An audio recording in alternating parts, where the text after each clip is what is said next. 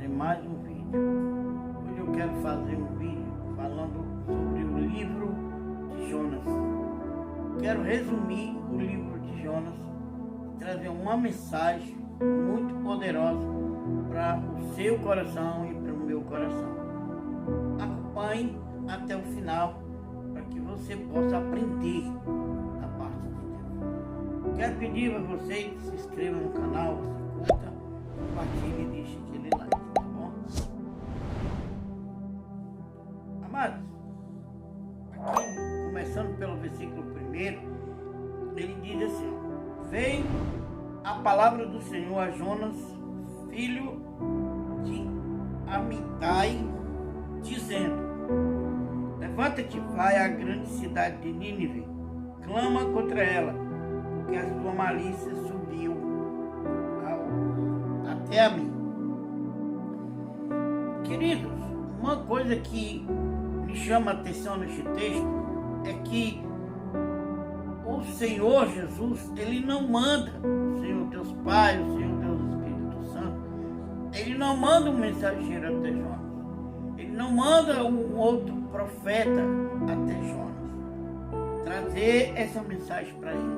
Mas o próprio Deus chega até Jonas e fala para ele ir até Nínive e pregar o Evangelho. Queridos, aqui na continuação deste texto, nós podemos ver que Jonas, ele escuta com atenção a palavra do Senhor. Ele escuta com muita atenção e não questiona nada com o próprio Deus. Ele não diz para Deus que não vai fazer, ele fica calado. Mas no seu coração, Jonas já estava planejando a fugir da presença do Senhor. Jonas estava ouvindo Deus falar e ao mesmo tempo já estava projetando a fugir para um lugar totalmente longe daquilo que Deus queria que ele fizesse.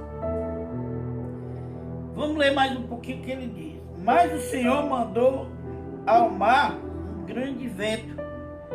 Querido, uma coisa interessante aqui também podemos observar é que o Senhor chama Jonas, Jonas foge da presença do nosso Deus, mas Deus insiste com Jonas. Jonas pega o navio, vai para o fundo do navio e fica escondido, achando ele que estava escondido de Deus. Mas querido, Deus aqui usa os elementos para que possa atingir, possa fazer com que Jonas realize aquilo a qual Deus lhe tinha ordenado. E o interessante aqui, queridos, que quando aquilo aconteceu, todos aqueles tripulantes do navio começaram a clamar pelo seu Deus. Mas Jonas estava lá no porão do navio e não falava nada, ficando lá se escondendo diante de Deus, achando que estava escondido. Enquanto aqueles homens que nem cristão eram, enquanto que aqueles homens que nem servia ao Deus de Israel, estava lá clamando ao seu Deus. Será que isso não acontece muitas vezes conosco, né, amados? Você que é o verdadeiro homem, você que é a verdadeira mulher de Deus, está se omitindo, está tentando fugir, enquanto que aquele que não é, está tentando fazer. Então, preste atenção, amado, no exemplo de Jonas, para que você não repita. Uma coisa interessante aqui, queridos, que Jonas vai, juntamente com aqueles homens, participar de um sorteio, para saber quem era daqueles homens, o causador daquilo que estava acontecendo no mar. e a sorte caiu sobre Jonas. E aquele povo chega para Jonas e diz: fala o que está acontecendo, fala porque não está acontecendo isso. E Jonas, ele realmente fala tudo o que fez, né, para aquela tripulação. Mas o interessante aqui, querido, é que aquele próprio homem que estava ali no navio, em vez de eles tomarem uma atitude deles mesmos, eles vão e perguntam para Jonas: e aí, o que é que nós podemos fazer contigo para que tudo isso nos passe? Aqui, voltando um versículo atrás, interessante que ele diz assim: eles perguntam: quem és tu?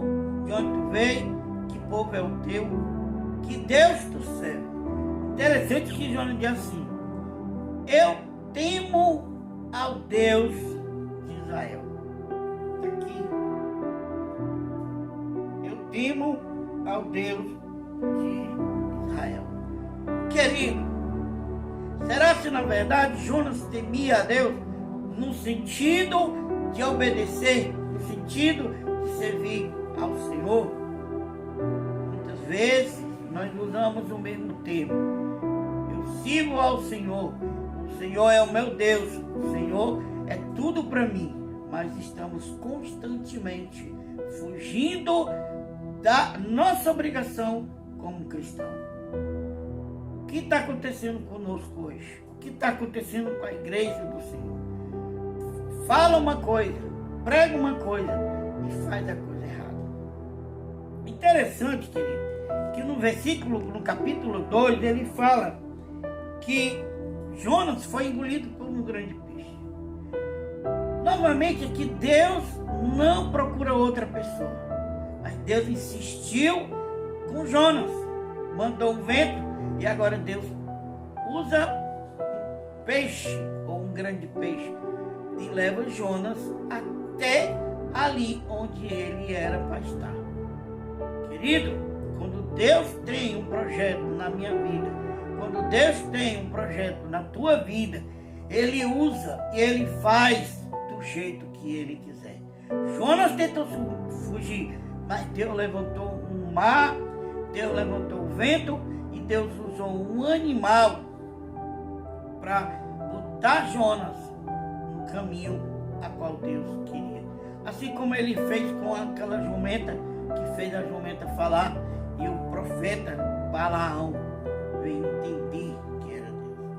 Amado, quantas vezes isso não acontece conosco?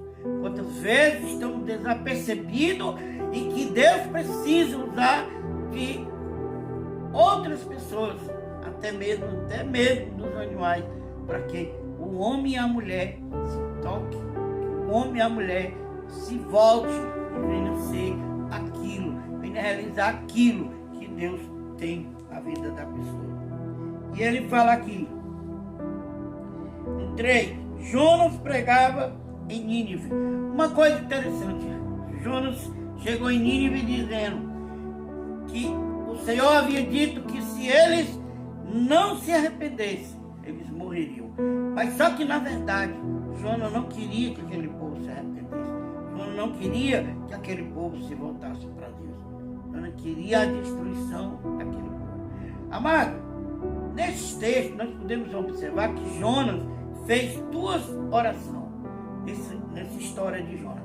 Primeira oração que Jonas fez foi para que Deus lhe desse livramento, foi para que Deus guardasse a sua vida. E em segunda oração, Jonas ora a Deus pedindo para que Deus lhe mate, de forma injusta, porque Deus é um Deus de misericórdia, porque Deus estava ali salvando aquele povo, estava transformando a vida daquele povo. Jonas não queria que aquele povo fosse alcançado pelo poder de Deus, porque Jonas era egoísta. Jonas tinha o seu projeto, Jonas tinha a sua maneira de pensar, mas a maneira de pensar do homem não é a mesma maneira de pensar de Deus.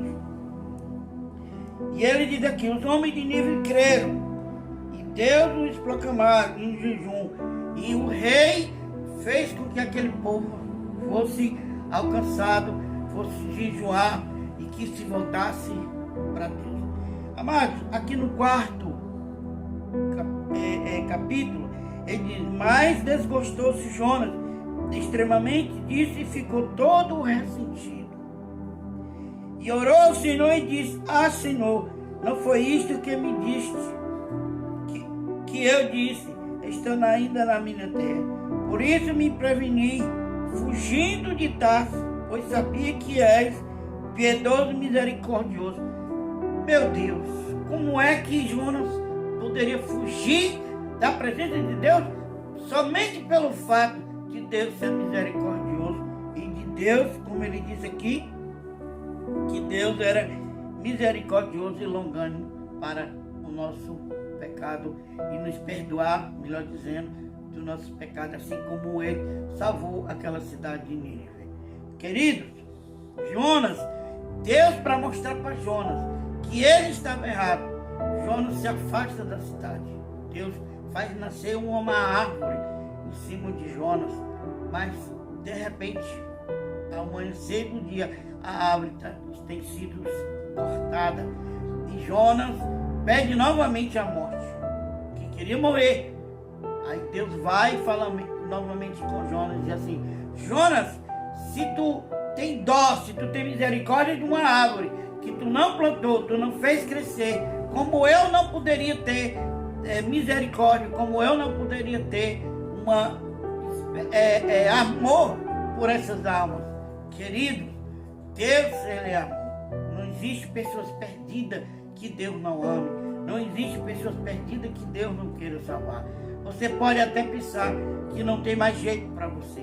Você pode até pensar que não há mais solução para o teu problema. Mas eu quero dizer que assim como Deus salvou aquele povo de Nínive, Ele também quer salvar. Assim como Deus trouxe a paz para aquele povo, Ele também quer trazer essa paz para o teu coração. E você, profeta de Deus, não faça como Jonas. Se Deus te mandou fazer a obra dele, faz. Se Deus te guiou no caminho, vai por esse caminho, porque de outra maneira Deus não estará contigo. Siga o exemplo de Jonas para que você não faça a mesma coisa que Jonas fez. Mas siga o exemplo de grandes homens de Deus, tipo Paulo, Estevão e muitos outros. Tá certo? Essa é uma palavra que Deus trouxe da parte dele ao meu coração e ao teu coração. Fique com Deus. Até o próximo vídeo. E se inscreva, meu querido. Me ajude, viu? Compartilhe. Deixe aquele like. Até o próximo vídeo. Sempre Senhor.